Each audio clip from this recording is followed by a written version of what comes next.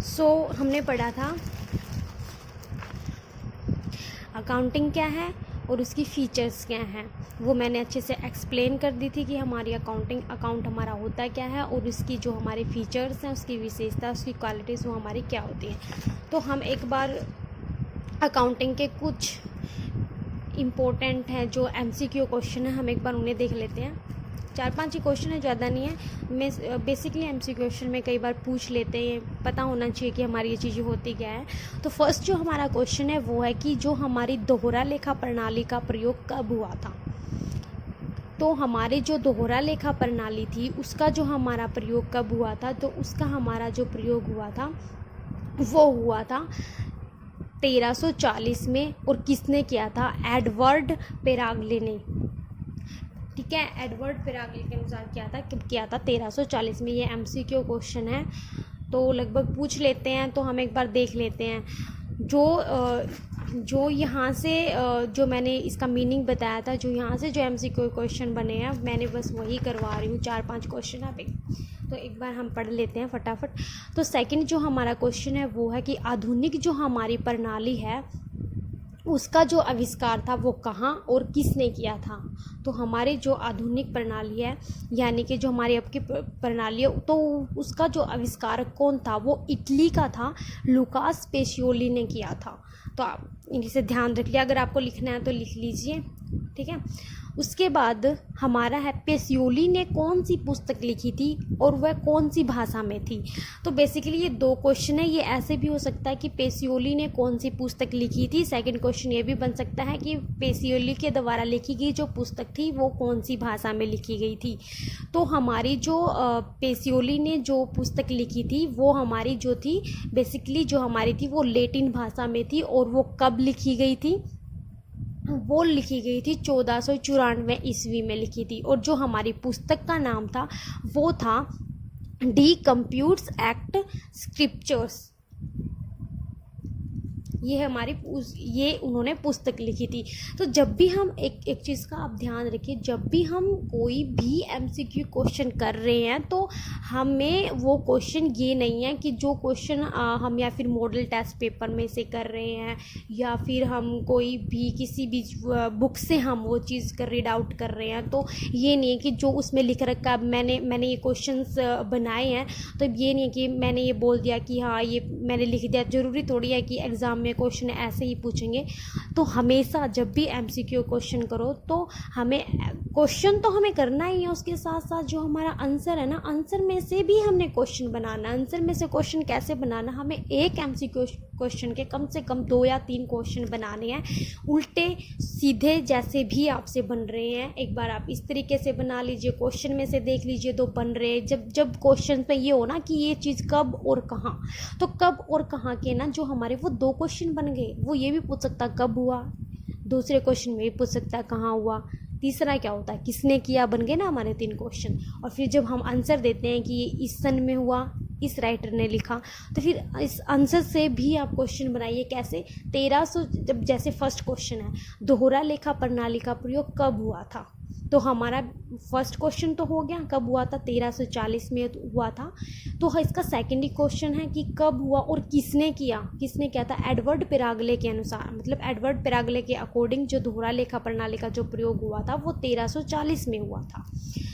अब ये क्वेश्चन है जो पेसियोली ने कौन सी पुस्तक लिखी और कौन सी भाषा में लिखी थी। तो यहाँ पे ये 2 क्वेश्चन उठते हैं कि कौन सी पुस्तक लिखी थी और कौन सी भाषा में लिखी गई थी। तो हमारे 2 क्वेश्चन के आंसर है कि हमारी लैटिन भाषा में लिखी गई थी और जो बुक लिखी थी उसका नाम है। तो ये भी तो पूछ सकते हैं ना। अब 1-2 क्वेश्चन तो ये हो गए। अब देखो इसी क्वेश्चन से हम 4 क्वेश्चन बनाएंगे। तो फर्स्ट क्वेश्चन हमारा हो गया पेसियोली ने कौन सी पुस्तक लिखी थी। तो पेसियोली ने हमारी पुस्तक लिखी थी डी कंप्यूट्स एक्ट स्क्रिप्चर्स, हो गया हमारा 1 क्वेश्चन। एंड सेकंड क्वेश्चन पे फोकस कीजिए, पेसियोली ने कौन सी भाषा में डी कंप्यूट्स एंड स्क्रिप्चर्स पुस्तक लिखी थी, वो कौन सी भाषा में लिखी थी? लैटिन भाषा में। 2 क्वेश्चन हो गए। एंड जो हमारा थर्ड क्वेश्चन बनता है कब लिखी थी? 1494 ईस्वी में लिखी थी। या फिर ये पूछ सकते 1494 ईस्वी में पेसियोली ने कौन सी पुस्तक लिखी थी, तो हम यहाँ पे पुस्तक का नाम लिख देंगे। तो सोचो एक क्वेश्चन से हमारे कितने क्वेश्चन बन गए। आंसर से भी और क्वेश्चन से भी हमें रीड आउट करना है, दोनों तरह से, क्वेश्चंस को लेके भी और आंसर्स को लेके भी। तभी हमें अगर एग्ज़ाम में ये चीज़ ऐसे पूछेंगे तो हम तो सोचेंगे हमने तो ये पढ़ा था, ये तो पढ़ा ही नहीं। तो हम अगर दोनों चीज़ों को सेम टू सेम पढ़ रहे हैं, अच्छी चीज़ों से अच्छी तरह से कवर कर रहे हैं, तो क्या हम चाहे घुमा फिरा के पूछ लो, कुछ भी पूछ लो क्वेश्चन, तो हम कर देंगे फटाफट। तो हमारा लास्ट क्वेश्चन है कि जो हमारी लेखांकन की, अकाउंटिंग की जो कंसेप्ट यानी जो अवधारणा है वो कितने प्रकार की होती है। वो 2 प्रकार की होती है। एक तो हमारी एक पक्षीय यानी व्यावसायिक अवधारणा होती है, दूसरी हमारी द्विपक्षीय होती है। जो हमारी द्विपक्षीय होती है, द्विपक्षीय पक्ष में क्या होता है कि इसमें एक पक्ष डेबिट और दूसरा क्या होता है, हमारा क्रेडिट पक्ष होता है। तो एक लेने वाला और एक हमारा होता है देने वाला। तो ये हमारे थे कुछ MCQ क्वेश्चन जो मैंने इसके मीनिंग में से ही बनाए थे, लेकिन मैंने इसके अंदर लिखे नहीं ताकि आप पजल ना हो। तो मैंने उन चीज़ों को अलग से MCQ क्वेश्चन में बना के डाल दिया है। तो मैंने मीनिंग में वो चीज़ें नहीं ली हैं, मैंने सिर्फ बेसिकली मीनिंग में जो चीज़ें ली है वो सिर्फ यही ली है कि इसका मीनिंग हमारा बेसिकली होता क्या है, ताकि आप इसमें अगर मैं कोई भी सन, कोई भी डेट या कोई भी बुक्स का नाम लिखती तो शायद पजल हो जाते। तो सिर्फ ईजीली सिर्फ हमने ये मीनिंग ही किया है और इसकी फ़ीचर्स हैं। इसमें से जो हमारी डेट वगैरह थी वो मैंने क्या है MCQ क्वेश्चन में बना के डाल दी हैं। तो ये हमारे कुछ इम्पोर्टेंट क्वेश्चन थे, 4-5 ही क्वेश्चन थे। ये मीनिंग में से निकाले हैं मैंने, ये अदरवाइज़ कोई उसमें से नहीं लिए हैं। तो ये मीनिंग में थे, ये मैंने इसी वजह से उसके अंदर ऐड नहीं किए। मैं जब भी नोट्स बनाती हूँ या मैंने पहले भी जब भी नोट्स बनाए हैं, पढ़ते टाइम भी जब नोट्स बनाती हूँ तो मैं ऐसे ही बनाती हूँ।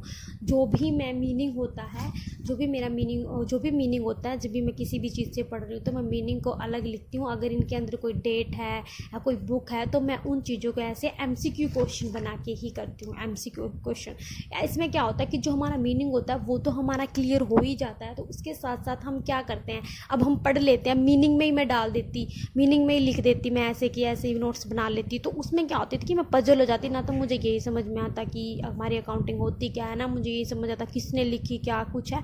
तो उस चीज़ों में हम पजल हो जाते हैं। तो इसलिए जब भी आप नोट्स बनाओ, कोई भी डेट है, कोई भी ऑथर का नाम है, कोई भी चीज़ है जो आपको वो मतलब ये लगती है कि ये इम्पोर्टेंट है, मुझे ये चीज़ कर लेनी चाहिए, तो उन चीज़ों को आप बेसिकली अलग से आप MCQ क्वेश्चन बना के कर लीजिए। जो भी आपका मीनिंग में मिलती है, फिर कोई फीचर्स में मिलती है, कोई प्रोसेस में मिलती है, कंपोनेंट्स में कोई चीज़ मिलती है, ऑथर्स के नाम होते हैं, डेट होती है, ये सारी चीज़ें आप MCQ क्वेश्चन जब आप MCQ क्वेश्चन ऐसे बना के देखोगे तो आपको वो चीज़ें जो बेसिकली जो चीज़ें हैं ना वो क्लियर हो जाएंगी। तो ये चीज़ इन चीज़ों से क्या होगा कि आपने क्वेश्चन बनाए हैं, फिर उसका आंसर भी मिल गया वहाँ से, तो क्या है, फिर आप इस एक क्वेश्चन में से 2 क्वेश्चन बना के देखेंगे, उस आंसर में से भी क्वेश्चन बना के देखेंगे, तो उसमें से क्या है कि आपकी जो मीनिंग है, उसकी बेसिक जो चीज़ें ना वो फटाफट क्लियर हो जाएंगी, ईजिली क्लियर हो जाएंगी। करके देख लेना है, मतलब बहुत अच्छा है, बहुत इंटरेस्टेड है, पढ़ने में भी इंटरेस्ट आएगा इन सब चीज़ों में। तो जब भी आप MCQ क्वेश्चन करो तो उनको ऐसे नहीं कि फटाफट रीड आउट कर लिया, ऐसे इतनी तो हमारी मेमोरी नहीं कि हमने फटाफट किया तो ये सब चीज़ें हमें याद रह जाएंगी। तो जब भी करो क्वेश्चंस को भी अच्छे से पढ़ो, ये नहीं कि हमने क्वेश्चन पढ़ लिया तो फर्स्ट क्वेश्चन अब सेकंड, ये वो पहले सेकंड थर्ड वाली क्लास नहीं है कि बस सर इन्हीं में से पूछेंगे, वो घुमा फिरा के कुछ भी पूछ सकता है। जो ये 5 क्वेश्चन बनाए हैं, 5 या 6 क्वेश्चन हैं, ये सारे बस पेसियोली से ही रिलेटेड हैं, सारे पेसियोली से रिलेटेड है। लेकिन हमें क्या था कि मीनिंग में कर देते, बस ऐसे मिलते मीनिंग में, एडवर्ड पैराग्ले के अकॉर्डिंग इसने में लिखी थी, पेसियोली ने ये बुक लिखी थी, ये है, तो उन चीज़ों को हम भूल जाते थे, सिर्फ मीनिंग पे फोकस करते। तो जब भी आप MCQ क्वेश्चन पढ़ो, क्वेश्चंस एंड आंसर्स दोनों में से क्वेश्चन जब आप खुद बना के देखोगे ना, ये क्वेश्चन की ये ऐसे भी बन सकता है, तो तब आपको रिवीजन करने में ना इतना टाइम लगेगा। और जो चीज़ एक बार पढ़ ली उसको दोबारा पढ़ने का भी आपको टाइम नहीं लगेगा, फटाफट आपको रिवीजन हो जाएंगी सब चीज़ें। आई होप आपको ये सारी चीज़ें समझ में आ गई होंगी। तो हम नेक्स्ट वीडियो में मिलेंगे। तो नेक्स्ट वीडियो जो हम करेंगे वो हम अपनी अकाउंटिंग से ही रिलेटेड करेंगे कि हमारी बैलेंस शीट क्या होती है, हम प्रॉफिट एंड लॉस अकाउंट हमारा कैसे बनता है, वो क्या होता है, उसकी बेसिकली चीज़ें हम करेंगे। तो हम मिलते हैं नेक्स्ट वीडियो में। अगर आपको कुछ भी चीज़ें अगर आपको समझ नहीं आई हैं तो आप मुझसे पूछ सकते हैं, कमेंट सेक्शन में कमेंट करके पूछ सकते हैं, कोई भी टॉपिक, कुछ भी चीज़, एवरीथिंग आप पूछ सकते हैं। आपको अकाउंटिंग मीनिंग समझ नहीं आया, फीचर्स नहीं आए, या फिर इसके एमसीक्यू क्वेश्चन में कोई प्रॉब्लम है, तो आप मुझे पूछ सकते हैं। So and thank you, good bye and take care.